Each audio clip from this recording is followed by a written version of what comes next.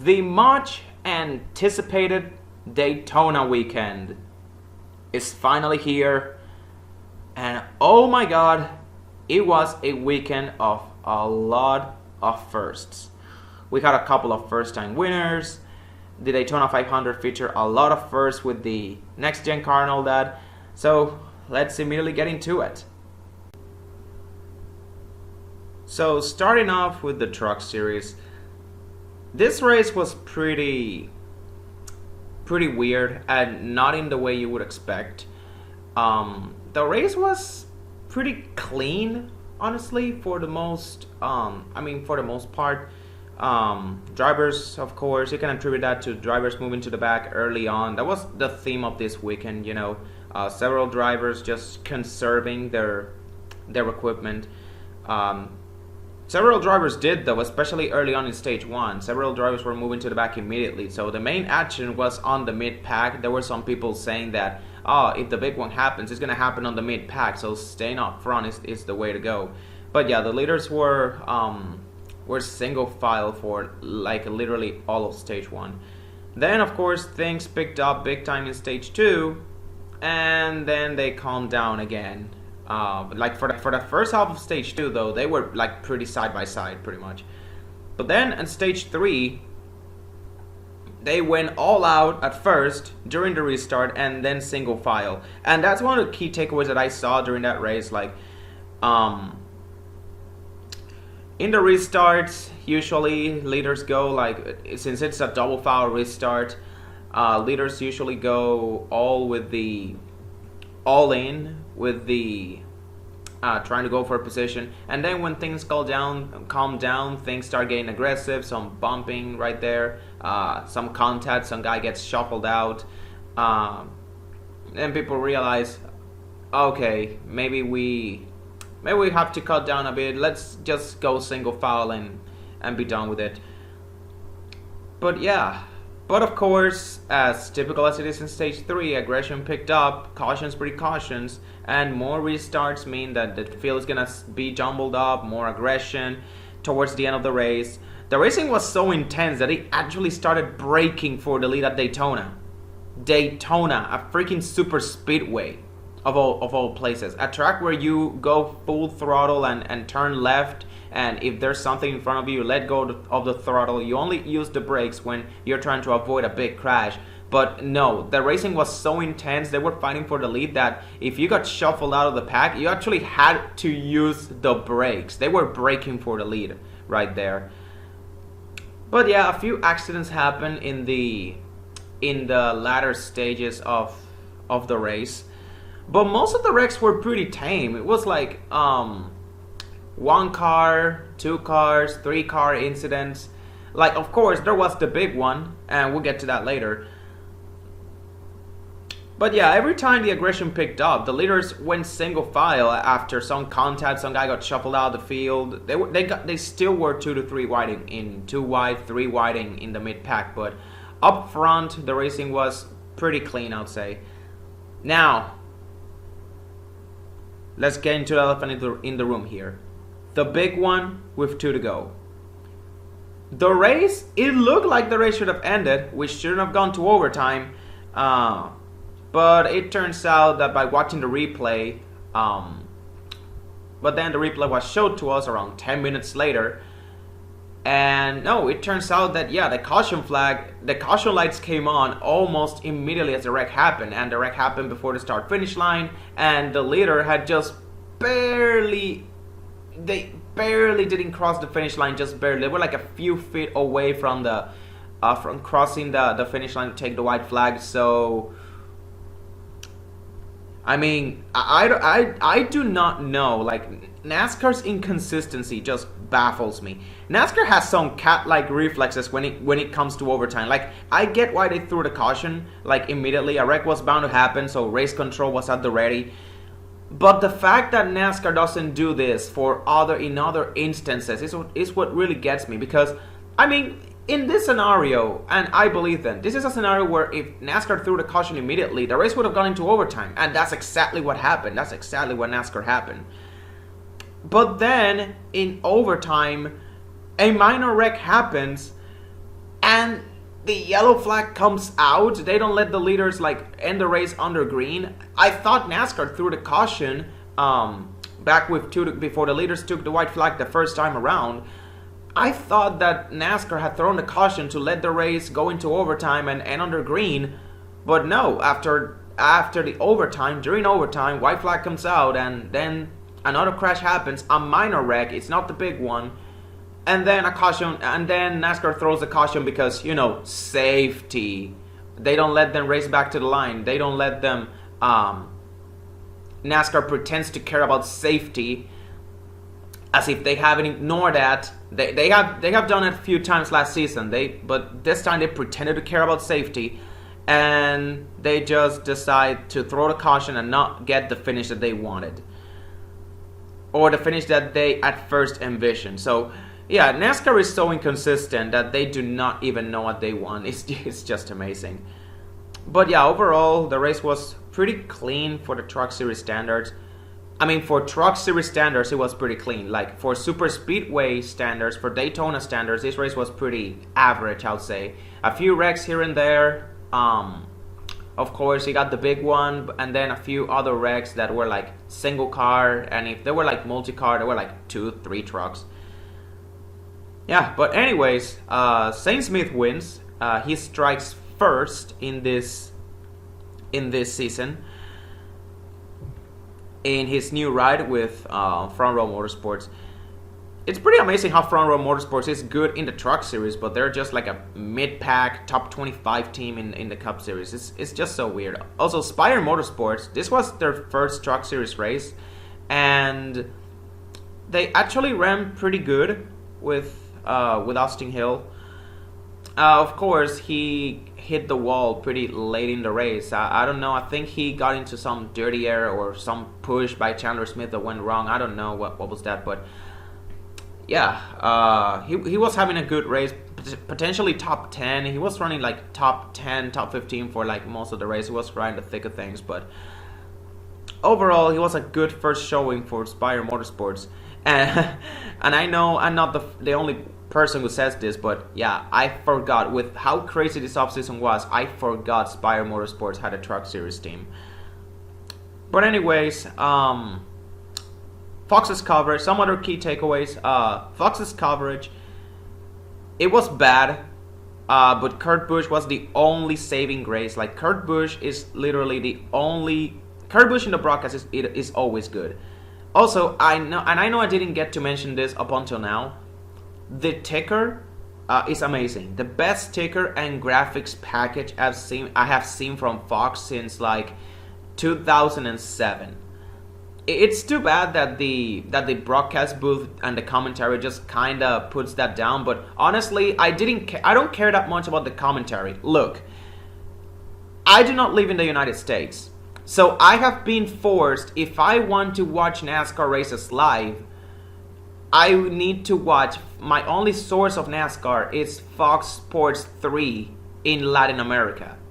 And those commentators there are just so bad. The commentary is just so abysmal. Just listening to Vince Welch and Michael Waltrip, like, I know they are not the best, but I'm gonna say they are definitely miles better than whatever the hell I was watching back in Fox Sports 3. So when I hear people complaining about Vince Welch, all I think about is, oh boy, I have listened to worse commentary than that. So I'm just thankful. To me, Vince Welch was like a breath of fresh air to me. Like, I know I'm gonna get tired of him pretty quickly, but I mean, I wasn't really complaining much. I'm not gonna complain much about it. It is what it is at this point with Fox.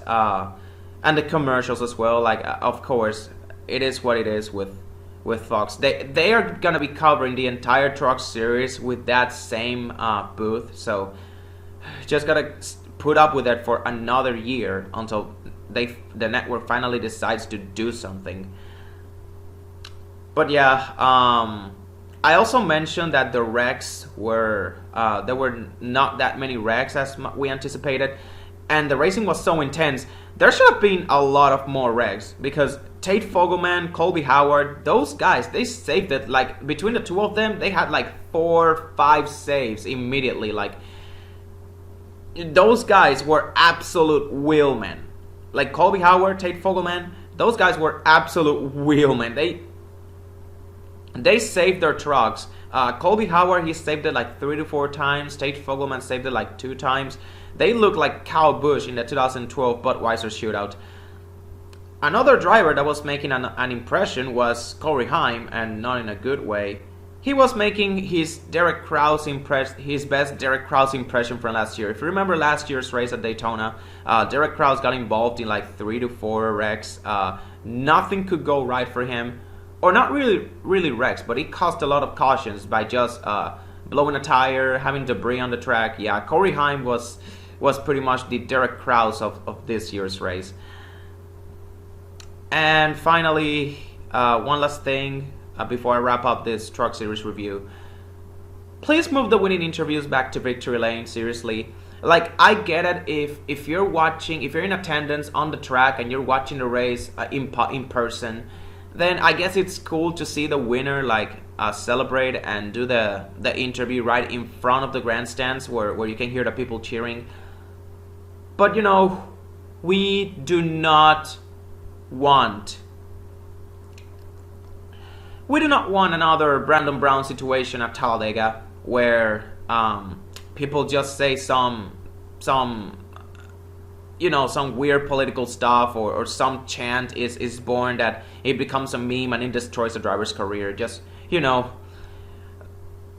front stretch interviews are just becoming more and more pointless by the day. That's the point. Move the interviews back to victory lane, move the celebrations back to victory lane. That's all I'm saying. Now for the Xfinity race, simply put, the racing was amazing all throughout. There was plenty of clean racing and action during the first 2 stages, also with a bit of single file racing mixed in too. There were also a bit of close calls, especially with Noah Gragson at the end of stage 2. But anyways, the story of this race was pretty much as every super speedway race has been for the past 2 years. Colleague racing dominates with Daniel Hemrick and AJ Allmendinger especially. Castle was up and down, but after the final stage, he ended up running in the top 5. Hemrick won both stages, which, as we're gonna talk about later, is a bit of a bad omen. There was only one incident too to note. Drew Dollar just showing his inexperience, for lack of a better word, to just put it in the nicest terms possible. I was a bit baffled by why Joe Gibbs Racing signed him on, but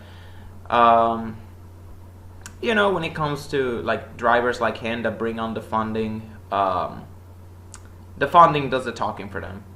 And he ended up collecting Jeremy Clements, and Clements was angry, and understandably so, as it fell when I heard Drew Dollar's interview. When I listened to it, he seemed like he was dodging blame, and he was being pretty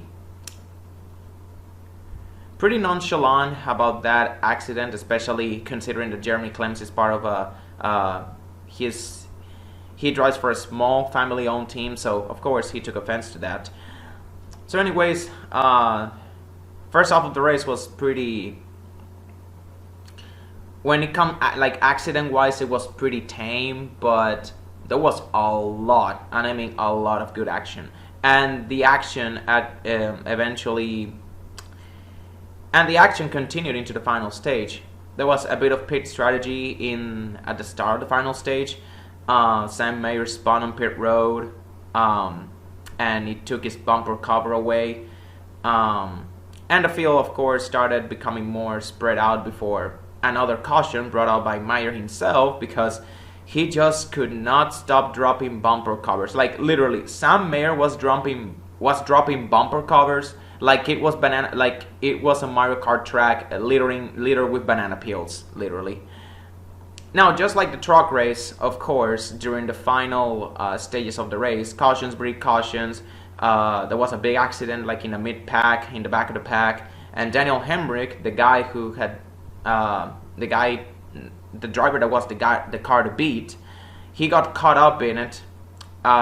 This was due to him, a combination of him having a slow pit stop. I think they were his pit crew was checking something to make sure that he was all ready to go for the final stages of the race, and also the fact that he sped on pit road that put him to the tail end of the field. It sent him to the tail end of the restart. Of course, his team didn't matter that much to him because he felt he was going to immediately race his way back into the lead, but of course it didn't happen. Daytona, you never know when the big one's gonna happen. So anyways, the race continued after that accident, and several new players emerged. Between them, it was there was Gragson, there was also Allmendinger, and there was also Riley Herbst. And shout out to Riley Herbst because he looked like a really legit race car driver. And I talked about Herbst a little bit because I had very low expectations of him coming into this season. But it looks like by the way he has been running, especially at these plate tracks, he actually has some potential to be like an decent or very good plate racer or super speedway racer, because they don't use restrictor plates anymore. But yeah, Riley Herbst, I was really impressed with him. The final lap, it featured a crazy flip, and scary flip too, by Myatt Snider. It was eerily similar to the Joey Coulter flip from the 2012 Truck Series, at the same track, of course, and also the 2013 Kyle Larson flip, where the engine was ripped off of the car because the car went airborne and it hit the catch fence. Now I gotta say, for as bad as Myatt Snider's flip was, there was not a big accident. Like, the biggest accident was the one before, the one that ended up ending Daniel Hemrick's day. I mean, he still crossed the finish line running like 4 laps down, but he wasn't contending for the win anymore, obviously. But yeah, they kept it clean for how aggressive they were driving. There were several close calls at the end of the race. Not just Noah Gragson, but also several other drivers. But again, Myatt Snider, I am so thankful for the safety of the cars, but the catch fence shredding the car is concerning. If it can do something like rip the engine out of the car, like, NASCAR needs to look into that. I've seen people saying that, oh, they need to stop racing at Daytona if that's the case, but look, you can do so much. At the end of the day, super speedway racing and those flips, they're just inherent when it comes to super speedway racing. And those kind of flips and violent crashes are not just limited to super speedways. Look at Kansas, for example, a track that ever since it was repaved, it has been known to produce several violent crashes, most notably Ryan Preece in 2020. So at the end of the day, you can only do so much when it comes to safety. Of course, NASCAR can look into that, but I mean, at the end of the day, all it takes is just getting hit at the wrong angle for you to flip the car. Like, if Myatt Snider was hit at the wrong angle, if Myatt Snider wasn't hit at the wrong angle, he would not have flipped. Like, people really ignore this, but the fact that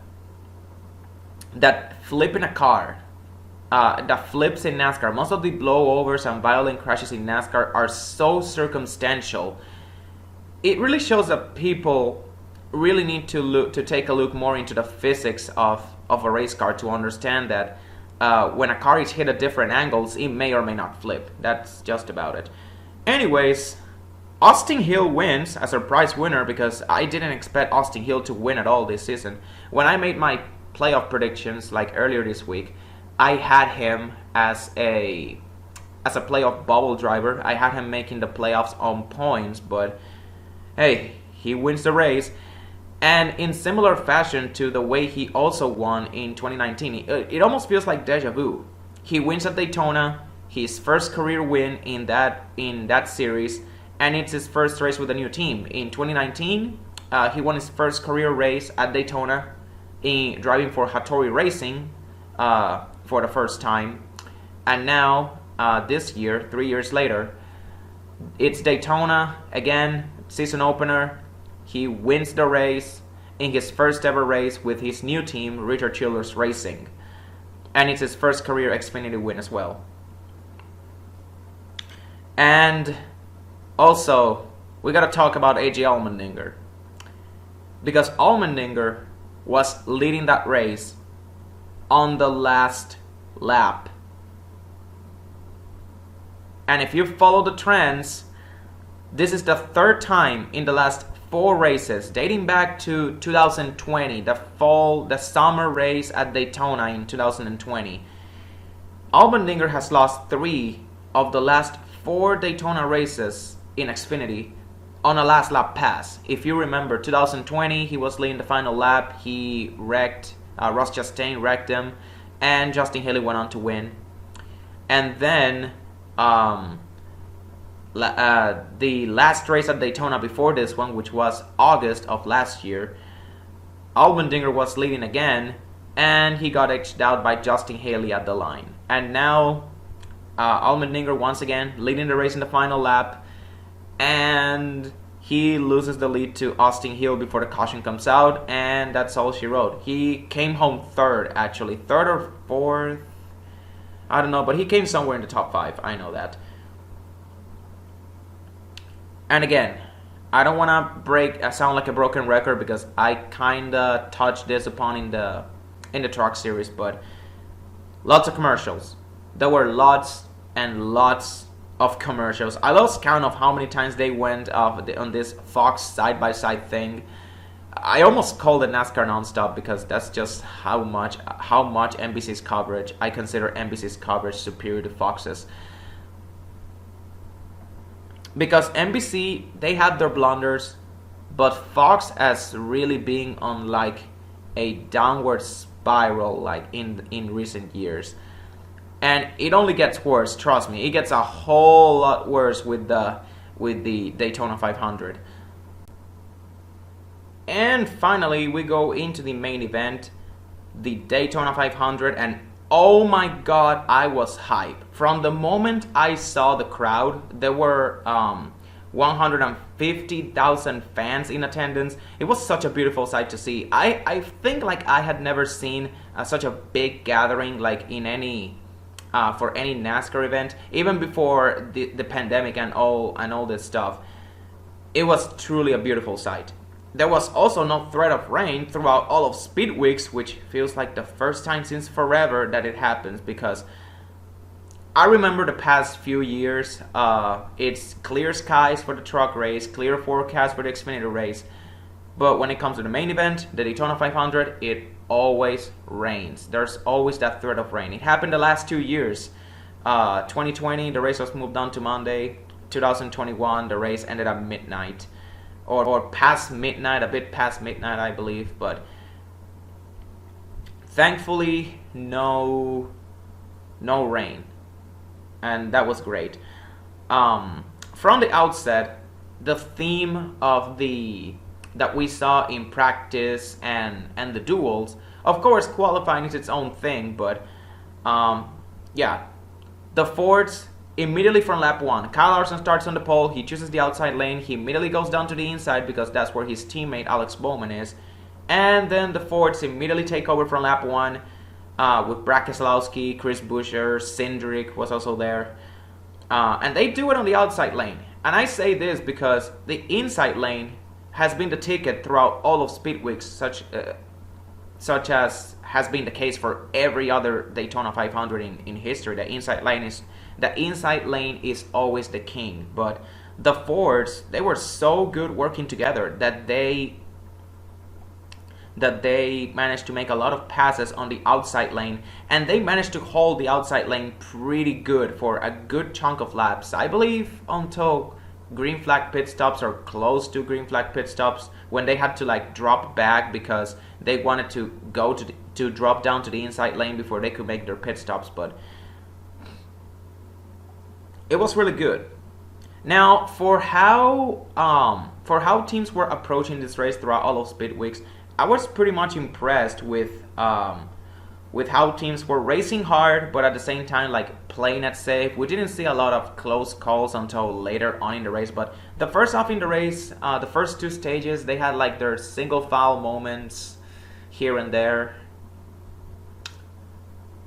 But also there was a lot of side-by-side action. Like in the short runs and the restarts, of course, there were a lot of side-by-side action. But you know, as the green flag run got longer, during long green flag runs, the field usually spaces out, and it goes back to like single file freight train racing, just clicking off laps and saving your car to make a move at the end of the race.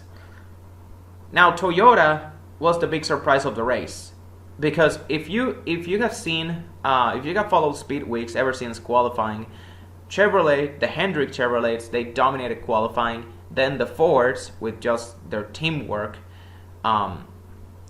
they dominated practice and the dual races. But in the Daytona 500, Toyota always goes to the surprise. And the main reason is that you look at the charter teams, there are 15 this season. There are 15 full-time Chevrolet teams. 15 of those charter teams are Fords, and only 6 of them are Toyotas. So during the qualifying duels and practice, you won't be seeing a lot of the Toyotas working together. But when it comes to the Daytona 500, they really know how to find each other. Even Denny Hamlin, who started like deep in the field, he started in 30th. He managed to find all of the Toyotas. He managed to find all the other 5 Toyotas, that his 3 Gibbs teammates and the 2 2311 cars, and they managed to work together, and they made the bottom line work.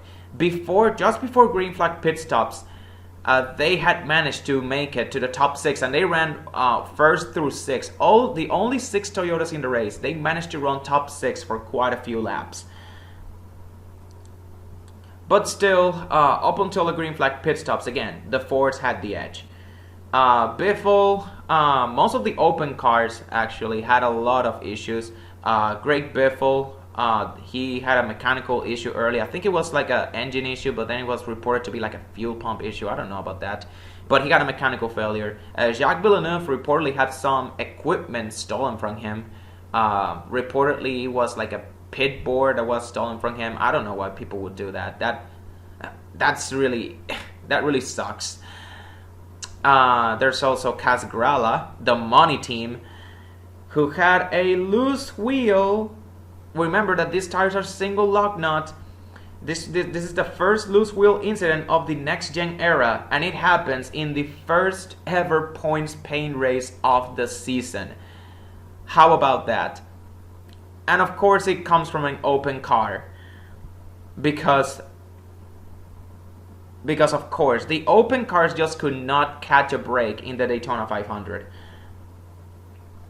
And that's immediate suspension, and the loose lock nut. It's an immediate suspension to the crew chief. The tire came off the car. The crew chief will be suspended for 4 races. Now, to be fair, I thought the penalty will be more severe, given that it's just one lock nut now, and if you don't have that one lock nut secured and the wheel falls off, then that's an automatic suspension. And people were saying, oh, it's a single lock nut. I thought the cars would be safer. No, it's not going to be safer. Nobody's perfect. The only thing it's going to do is just make the loose lock nut penalties more severe, or so I thought. But when I went on Twitter and say, hey, what's the penalty for a missed lock nut? What's the punishment? And people replied to me saying, oh, that's a 4-race suspension for the crew chief. And I said, 4-race suspension? Didn't Kyle Busch's crew chief, Adam Stevens, back in 2017, didn't he get penalized for a loose wheel because the lock nuts were not secure back in 2017 at Dover? And that was a 4-race suspension too. So I think, in my opinion, that the suspension for like a loose lock nut in the next gen era with this single lock nut wheels or tires, that suspension should be increased from 4 races to like 6 or 8. Because if it's a single lock nut pit stop, you better get it right. Otherwise, the consequences are going to be much more catastrophic. And that was not the end of it. Because then, Justin Haley's, we had another tire-related incident, or in this case, a wheel coming off of a car. Not the entire tire, like just the wheel. Justin Haley's wheel falls off. And also Kurt Busch's wheel fell off, and I just didn't catch that until like midway through stage 2 when I was scrolling through Twitter and I saw, oh hey, wait, Kurt Busch also lost a wheel during like a yellow flag pit stop or something. And of course, the Fox broadcast didn't make any mention of it. The cameras didn't cut it. I'm gonna get to the coverage later because Fox's coverage was terrible. Like the broadcast booth was great. Mike Joy and Tony Stewart was great. And Clint Bowyer, I know he's annoying, but his synergy with Tony Stewart, whenever Tony Stewart is on the booth or somebody insightful like Matt Kenseth, for example, we're going to see Kenseth at Fontana next week. He played off of Tony Stewart really nicely. So I don't think Bowyer is as annoying as most people think. It's just that when he's paired up with like the wrong people in the broadcast booth, he can be really annoying, I know, but when you have people like Tony Stewart and Mike Joy alongside him, yeah, he's more like a great color commentator, in my opinion. He works better that way. So it looks like, yeah, the single lock nut so far, it hasn't aged well, and with all of these tire related incidents, wheels coming off of the car. This, of course, the conversation came back to the RFK and Penske dilemma, or the NASCAR just confiscating the parts of the wheels of Penske and RFK because they found that they have made like illegal modifications. And when Brad Keselowski was asked about it, he said that, that my team made those modifications because I felt like it would be like a safety enhancement. And I understand that. I mean, it's still illegal, and I expect some penalties coming either Tuesday or Wednesday, whenever that's announced.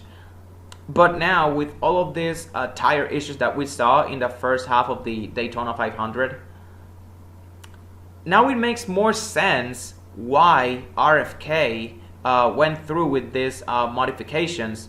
It was to improve safety. They knew that the wheels, the way the wheels were designed, it looks like they had a design flaw that could cause the tires to become a safety hazard. I mean, they had good intentions because, after all, it was safety related. It wasn't like performance enhancing or anything. It was just they were trying to protect their drivers and other drivers from tires becoming potential hazards. It's still illegal, though, because they didn't notify NASCAR of it. Because they knew it would be illegal. They knew it would be unapproved. So, while I think they should be punished and dealt with accordingly, it's good to see that. I really hope that NASCAR uses this as well for research and development purposes, because this next-gen car is, again, an unknown quantity, and teams are still trying to figure it out, which explains why we saw a lot of the issues that we saw today. So anyways, back to the racing. We go into the end of stage 1. Harrison Burton flips, the first ever flip in the next-gen era. The Daytona 500, a race of firsts. There were a lot of firsts in this first ever race of the next gen era. It was really amazing. I know like this race had like its down moments, but overall it was really great. Harrison Burton flips. It was, again, first ever flip in the next gen era. The crash takes out a lot of big dogs. William Byron, Alex Bowman, Kyle Busch had some damage, but he eventually recovered. Ross Chastain was also involved, and Denny Hamlin, being the big one here. His first ever DNF in the 500, and that's actually really incredible. You're meaning to tell me that Denny Hamlin won 3 Daytona 500s before he got his first ever DNF? That's incredible. I don't care who you are. I don't care if you get lucky, because you do not just get lucky. If you win 3 Daytona 500s, you just don't get lucky. 3 Daytona 500s before having a single DNF in your career, Daytona 500 career, that is not luck, dude. That takes some serious skill. So it was sad to see Denny Hamlin's streak come to an end of most Daytona 500s without a DNF. But still, shout out to that. Now, speaking of Hamlin's car, it had suspension issues, but aesthetically it looked fine. So again, this comes back to what I said about the next gen car. Either teams haven't figured out the car, or the car is too fragile that a little issue like the car just spinning out of control can cause a suspension failure or a part failure, can take a driver out of contention. The same thing happened with Kevin Harvick later in stage 3 when he was involved in an accident. Harvick, his car didn't look too damaged, but then just before the restart, he went to pit road, went to the garage, and he just dropped out of the race. His car didn't look too damaged, so I feel like that was more of a... there was more of a similar issue to what Hamlin had. It was suspension related. So again, either teams haven't figured this car out fully, or there needs to be some more research and development put into that, because this next gen car has revealed, between this and the Clash, this next gen car has a lot of mechanical issues that weren't present in the previous generations of cars. So stage 2 was more tame than stage 1. They go single foul as expected for like most of it. Again, the Fords keep dominating, and that's another theme of this entire weekend. When a crash happens and it's not the second half of the race yet, or stage 3, the drivers just immediately go single file because yeah, things are getting a bit too dicey. We need to calm down. And of course, a lot of this part of the race, these like 30 laps or so of stage 2. They gave me a lot of like 2013 Daytona 500 vibes, you know, lots of single file action, no movement in the field, new car, of course, in the case of 2013 was the debut of the Gen 6, Fords dominating in the case of the 2000 Daytona 500. In the case of 2013, it was the Toyotas that were dominating, but yeah, a lot of people were actually worried that this will be the worst Daytona 500 because it was a new car. This race is going to be just as bad as 2000 and 2013. This race wasn't bad, actually. This race was actually pretty good, and I think it will go down in history as one of the more underrated Daytona 500s of all time. This race had it all. Had all types of racing, and we got the super speedway package to thank for.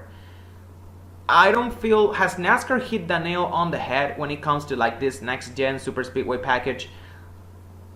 That needs to be seen, because it is hard to judge the super speedway package off of just one race. But so far, for a first impression, this super speedway package was pretty good. It had a lot of it had a little bit of everything, and I didn't see like many fans just trashing the package. Like people who like single file racing, they didn't hate the package. People that like more that side by side racing, they didn't trash the package either. It was pretty much like, you know, there's a little bit of everything for every for every single taste in the NASCAR fan base, and that was great. The surprise of the race was Martin Truex Jr. Speaking of surprises, despite the Fords dominating, it was stage winner MTJ who won both stages. Stage winner MTJ back at it again, winning the first 2 stages of the next gen era, stealing the shine from the Fords. And remember, Truex has not won a race in a super speedway. He is not renowned for being a super speedway ace. I know that back in his Busch Series days from 2004 to 2006, he won like 3 straight races at Talladega. But in his Cup Series career, he has been pretty inconsistent when it comes to these super speedway races. So that was good to see. But again, this is a bad omen. Because if you remember in the Truck Series, John Hunter Nemechek was the guy to beat. Stage 1, won Stage 1, won Stage 2, and then he got involved in a late wreck. Then you go to the Xfinity race. Daniel Hemrick, he won both Stage 1 and Stage 2. And then in Stage 3, he got caught up in a wreck, and he was a non-factor from that point on. Martin Truex Jr., he was not the car to beat. The cars to beat, the best cars of the 500 in my opinion, were Brad Keselowski and Ryan Blaney. But Truex was up there. He was like a top 5 car in the 500, like for sure. But still, he won Stage 1 and Stage 2. And of course, you just knew that Truex would not win the race, especially knowing his spotty super speedway track record. You knew something was bound to happen to him. And it eventually did, because immediately after the restart, we had a battle for the lead, intense side-by-side racing. They were not gonna make it green. They were not gonna make it green the rest of the way. You saw Bubba Wallace with several close calls, several saves. Of course, it eventually went back to single file because the green flag run was kind of long, like 20, 30, 35 laps, and fuel mileage, and towards the end of the race, fuel mileage became a factor too at some points of the race. But of course, there is a wreck. Tyler Reddick, the car just snaps loose, and I mean just literally snaps off of him. I think it was a part failure. I don't know. I don't know what it was, but something, according to Tyler Reddick, something broke on that car, and the first driver he collects is Truex. He also collected Kurt Busch and Logano. And in the case of Logano, and this is again another thing that I want to highlight related to the tires again, there were a lot of flat tires after wrecks. Drivers were not just dealing with like potential suspension issues after they spin, but after every spin, like at least 2 or 3 or all 4 tires go flat, go like completely flat, like all of the air taken out of them. It happened with Alex Bowman in the first accident in Stage 1, and then it happened with Joey Logano and Tyler Reddick. In Joey Logano's case, he had to be towed, or rather, he had to be pushed to pit road. The service truck even spun him out just before he entered his pit stall, and Logano just got angry on the radio. I just want to see that on Radioactive, because Logano usually doesn't get this angry on the radio. Like in recent years, Logano has been pretty tame, but yeah, Logano got angry on the radio because of a safety truck spinning him out. But again, you never saw this with the other, with the older models of cars. Lots of flat tires after accidents. You know, when a car, for example, in the Gen 6 era, when a car had a flat tire, at least you could drive it back into pit road. In the Gen 5 era, was the same thing, but in the next gen era, if you get a lot of flat tires, you cannot drive it into pit road. Again, NASCAR is going to have to do some research on that, and still not going to say anything until we get a full season of this next gen car done. This is just race 1 of season 1. We cannot come into conclusions immediately. Also, in the case of Tyler Reddick, I know the car snapped from him, but also the car is really hard to drive. If you look at Tyler Reddick, he just spun out on the front stretch trying to save the car. Kevin Harvick, eventually another wreck that was caused in the another wreck that happened like with 10 laps to go, 9 laps to go. Kevin Harvick was spun out by Larson. He got a tap from Larson. He tried to save the car, but then it just snapped loose from him. And You usually never saw that with the Gen 6, especially when it comes to like the veteran drivers. This next gen car really takes a lot of skill to drive, and I love that. If a guy like Kevin Harvick was struggling to control his car after that big of a shove from another guy at Daytona, that means that the car is going to be really, really hard to drive. Driver skill is going to be more prevalent. And again, that's how things should be. The car should always be, the driver should always determine. NASCAR should always be a driver sport and not like just a sport dictated by car manufacturers like Formula One is with constructors. But yeah.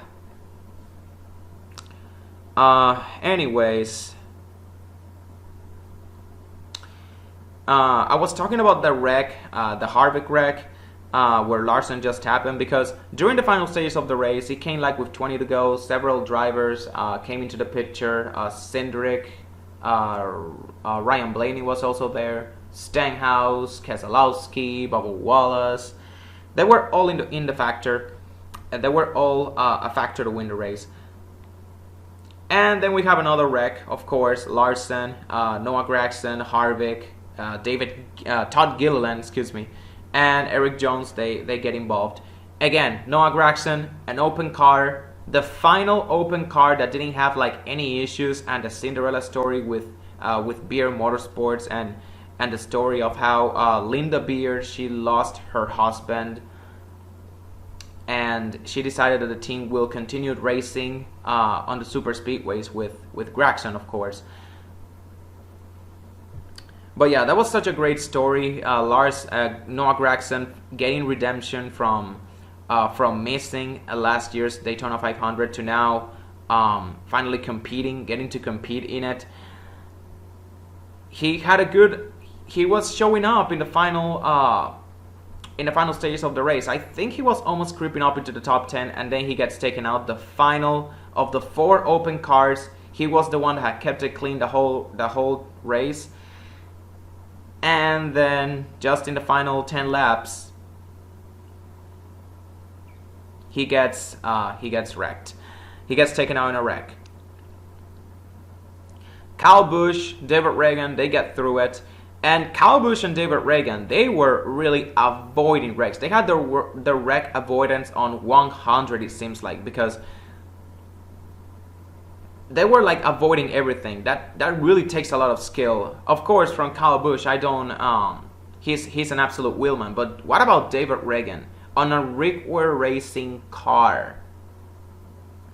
He was just avoiding wrecks and getting himself into the top 10. He was kind of a factor to win this race as well. He was getting into the picture, creeping up into the picture in the later stages of the race. So of course the race restarts. Stenhouse is the leader, and then Brad Keselowski strikes again. He caused 2 wrecks the same way. I get that Keselowski was trying to save the guy, because during the first wreck, Harrison Burton a few laps ago, he was loose, and the wreck where Harrison Burton flipped, he was loose, and Keselowski hit him at the wrong spot. Keselowski said in his interview, post-race, of course, that he should have thought better about Harrison Burton. Giving Harrison Burton giving Harrison Burton a big shove, because he knew he was a rookie. He couldn't have handled that. I don't want to see any of that. That wreck is 100% on Brad Keselowski, because I don't care how much the guy in front of you is loose or unstable. Pushing him off the corner is a big no-no. And he did that not just once, but twice.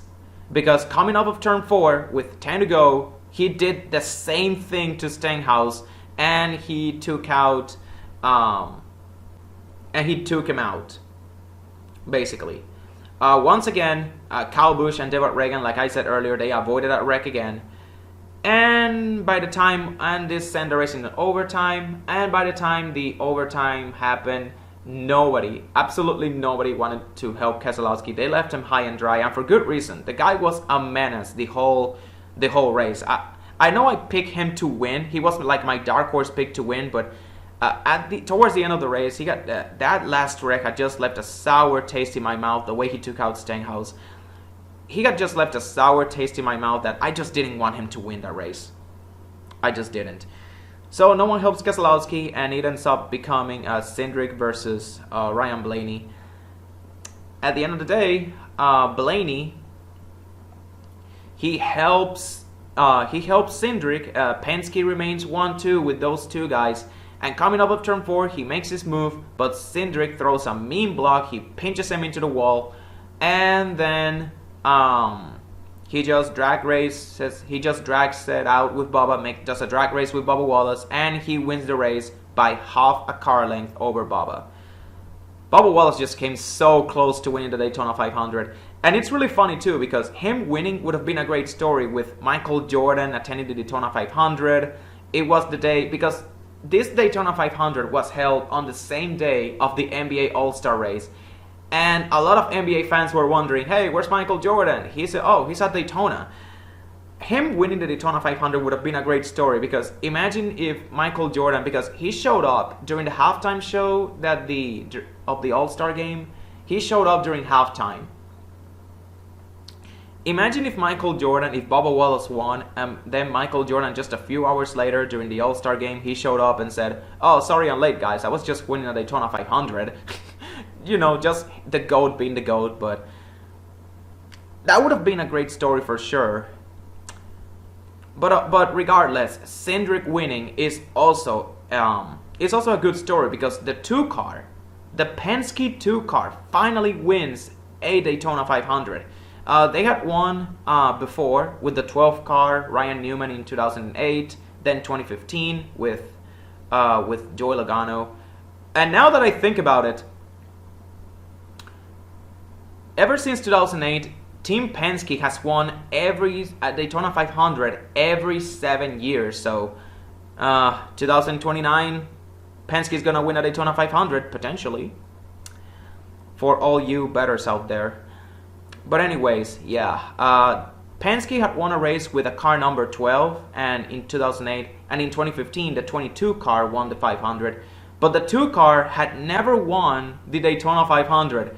Despite Brad Keselowski trying so hard, saying that him winning Daytona will be like the second greatest thing to happen in his career. Of course, the first one winning at his home track in Michigan.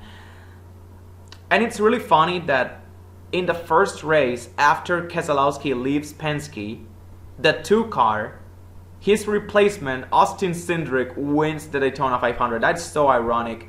Especially after Keselowski drove like a total menace all day long, all race long. The fact that he drove like a menace just to have his former car win a race, it's just so funny. It's just poetic justice. The race that Keselowski had been trying to win for so long, finally the 2 car wins it, but it's not with Keselowski as the driver. Now, of course, since it's Austin Cindric, and Cindric is a very polarizing driver because of how he got his ride. You know, his father, Tim Cindric, is the president of Penske. Of course, people started complaining about Cindric and the way he won, specifically with him putting Blaney in the wall. First of all, Ryan Blaney did the same thing to Eric Jones a couple years ago in 2020 at Talladega. He put him into the wall to win that race. And nobody complained, at least not to the degree of people that I see people complaining about Cindric right now. And also, number 2, and most importantly, it's the final lap of the Daytona 500.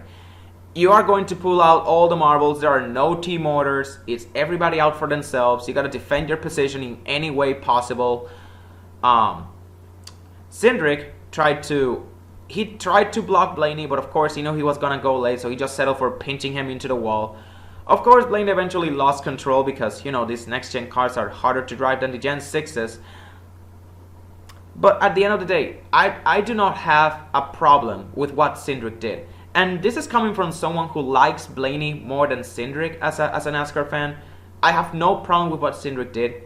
He did what he had to do to win the race, the biggest race of his life, and he got the job done. So kudos to Austin Cindric.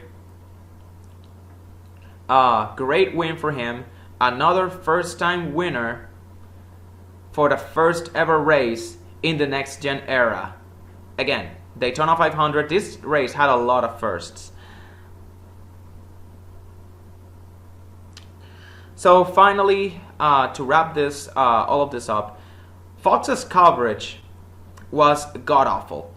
They missed the Harrison Burton flip. Again, like I said, they missed it. They were, when the caution happened, they missed... they were on, like, with Denny Hamlin's bumper cam. What will you put a bumper cam? What will you go on board someone's bumper in the Daytona 500? Most times you cannot see anything. You should have like an overall air shot of the action. We don't want to see any onboard cams because accidents like this might happen. When Harrison Burton flipped, we had to wait for a replay to realize that, oh, Harrison Burton actually flipped? Oh my gosh, and Fox really missed that. They also missed the Casgrella loose wheel. They only saw the like Chase, the field checking up and Chase Briscoe spinning out. Kurt Busch, the loose wheel, again during a yellow flag pit stop. I didn't realize that Kurt Busch had suffered a loose wheel until I saw it on social media, until I saw it on Twitter. And also too many commercials. There was a time where every 2 to 5 laps NASCAR would go into commercials. And I'm not talking about 2 to 5 caution laps. I'm talking about 2 to 5 green flag laps. They will go to commercials. It seems like forever. In the crash where Tyler Reddick was involved, NASCAR actually went to a Busch Beer commercial. NASCAR actually went to a Busch Beer commercial. I know it was like Fox side by side, but still, it was so funny how they immediately cut back into the action just as they were going into a commercial. It was really funny. It was just perfect timing. The timing couldn't have been more perfect. Also, I need to say this again. Please, for the love of God, get rid of the front stretch interviews. Nobody cares. Nobody cares about the front stretch interviews. They seem like a cool concept at first, but ever since the Brandon Brown incident at Talladega last year, it doesn't. Front stretch interviews have made less and less sense to me. And also, Victory Lane is not televised. I actually saw Austin Cindric's celebration on social media, on an Instagram post that NASCAR, or rather on Team Penske's Instagram page. I saw Cindric celebrating in Victory Lane, the Daytona 500. Fox no longer televised it. As soon as the Daytona 500 ended, they just dipped. As soon as they did the front stretch interview, they just dipped. And that's stupid in my opinion. Victory Lane is supposed to see. Victory Lane is supposed to is supposed to be for us to watch drivers' celebration and also to interview them. You do not do interviews in the front stretch. You do them in Victory Lane. In hindsight, I don't know how NASCAR or why NASCAR approve of this front stretch interviews. Sure, it was cool at first, but now I realize why it's stupid. It should have never happened. Anyways, Jesus Christ, this is a very lengthy review. I guess I'm just gonna cut this one off. Anyways, what a start to the next gen era. Better than what some people expected, better than what I definitely expected, and I cannot wait to see how the rest of this season unfolds.